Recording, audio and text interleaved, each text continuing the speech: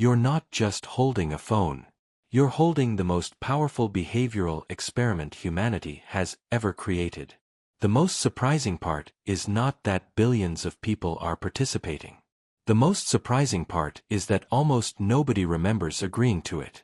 There was no laboratory, no scientist wearing a white coat, no warning sign saying, "Your behavior is being studied." Instead, humanity walked willingly into the experiment. One notification at a time. One swipe at a time. One endless scroll at a time. For the first time in human history, billions of minds are connected to systems that learn from every action we take. Every video you watch, every image you pause on, every word you search, every moment you hesitate, all of it becomes information. And that information is creating something the world has never seen before. A digital map of human attention.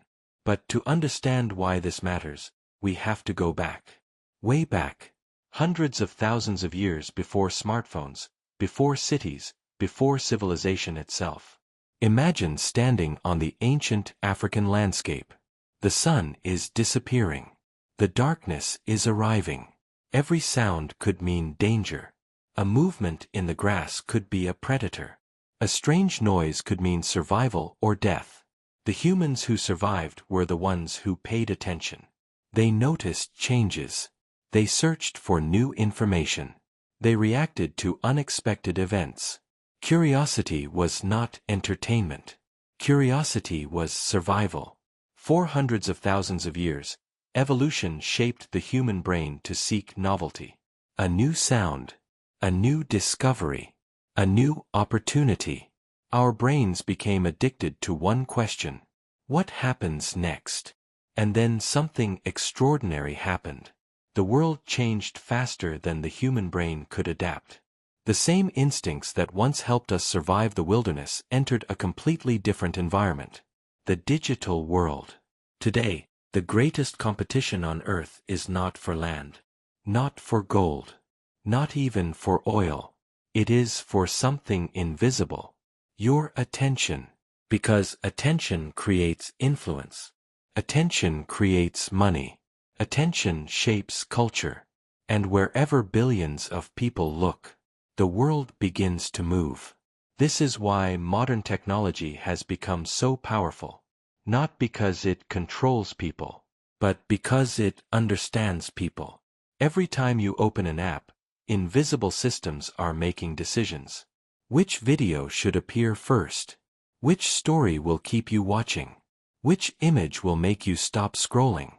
These systems are called algorithms, and their goal is simple. Learn what captures human attention, then show more of it. At first, this sounds harmless. A more personalized internet, better recommendations, more convenient experiences. But then something unexpected happened.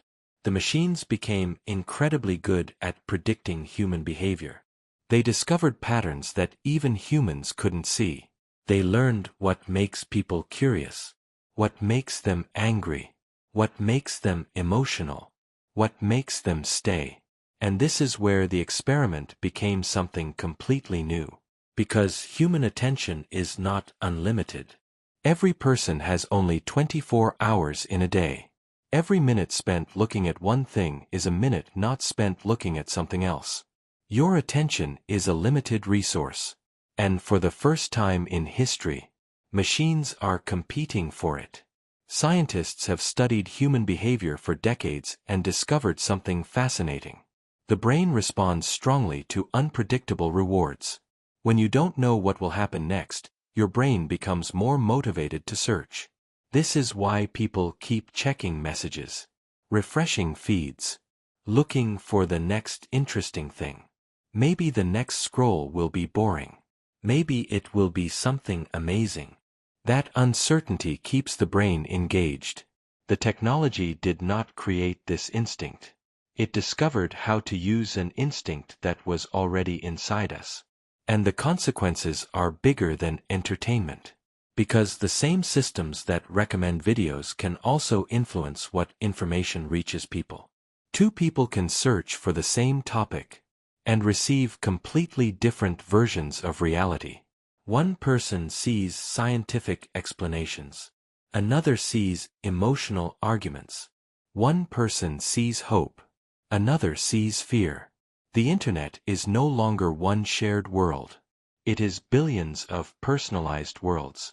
And that creates one of the biggest questions of the digital age. If our reality is shaped by what we repeatedly see, who is shaping what we see? The answer is complicated. There is no single person controlling everything. No single machine deciding the future. Instead, it is a massive feedback loop. Humans create content. Algorithms measure reactions. The system learns. Then it changes what humans see next. Humans influence machines. Machines influence humans. And the cycle continues. But perhaps the most fascinating part of this experiment is not technology. It is what this technology reveals about us. Because after analyzing billions of choices, researchers discovered something powerful. Humans are predictable. Our habits repeat. Our emotions follow patterns. Our attention moves in recognizable ways. The same brain that created the world's greatest inventions is also a brain searching for shortcuts.